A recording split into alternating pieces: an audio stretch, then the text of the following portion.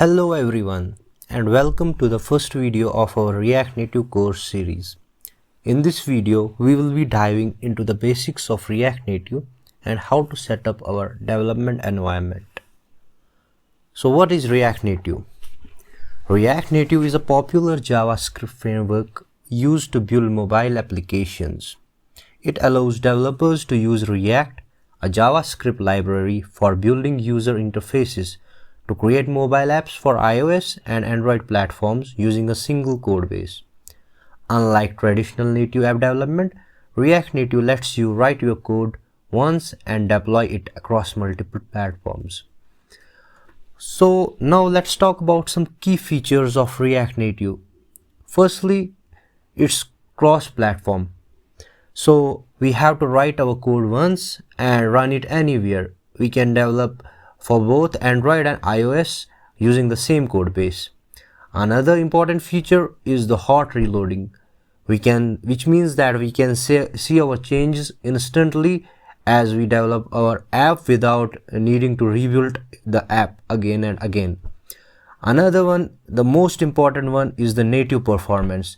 The React Native apps are compiled into the native code, which means that they are at last compiled into the native Android dependencies, which provides high performance and native look and feel. And another one feature is that it has a large community and ecosystem.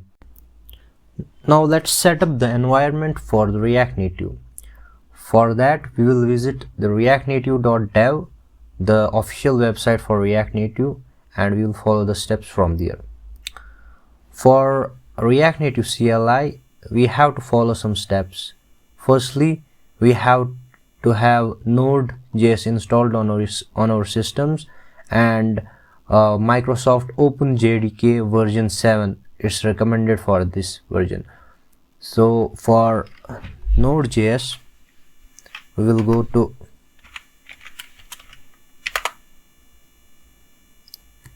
it's recommended that you download this LTS version of the Node because it has the long-term support.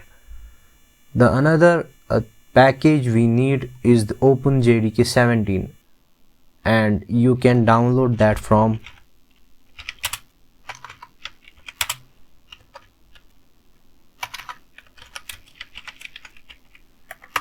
their website OpenJDK. So I will share the links for both in the description of this video. So after installing these two packages, we will install the Android Studio.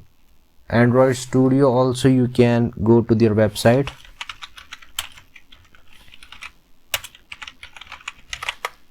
So here is the Android Studio.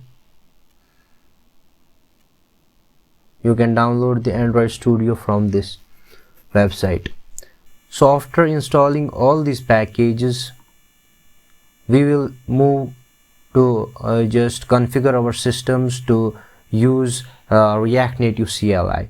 So first thing what we need to do is that we have to set some environment variables. Firstly, we have to set up this Android home environment variables. For that, we will go to the environment variables.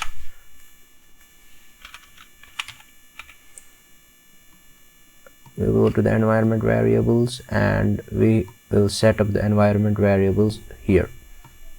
So firstly, we have to set up Android home. As I have already set it up here, you can do this by creating new here, and you have to type Android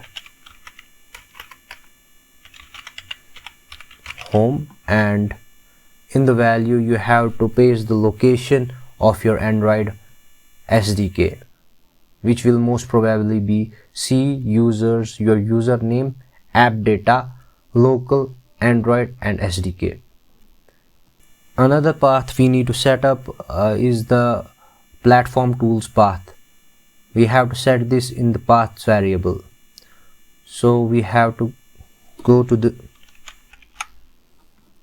environment variables again, and in environment variables we have to go to the path and edit the path, and in this path we have to paste this platform tools link, that is local app data Android SDK platform tools. As I have already set up it, you can see that it's already placed in the path.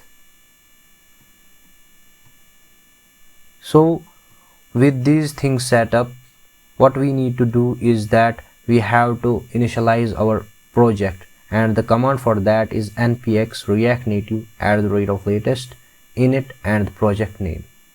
So what we will be doing is that we will open the shell here and we will create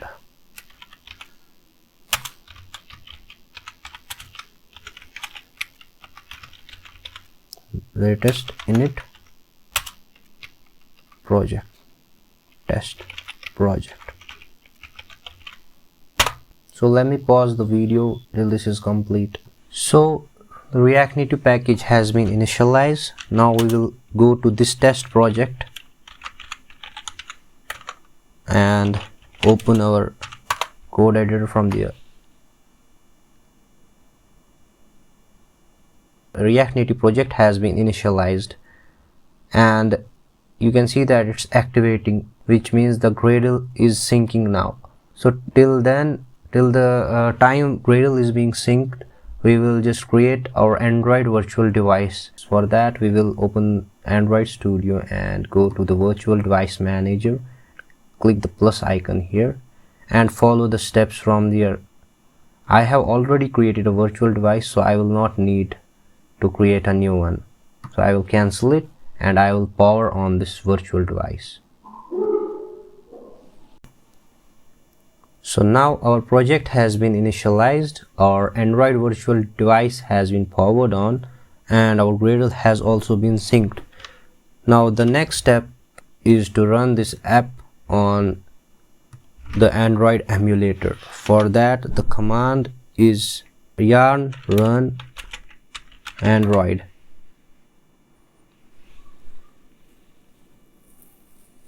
So it will start up the macro bundler first and then install this app on our emulator. So I will fast forward this video so that your time is not wasted.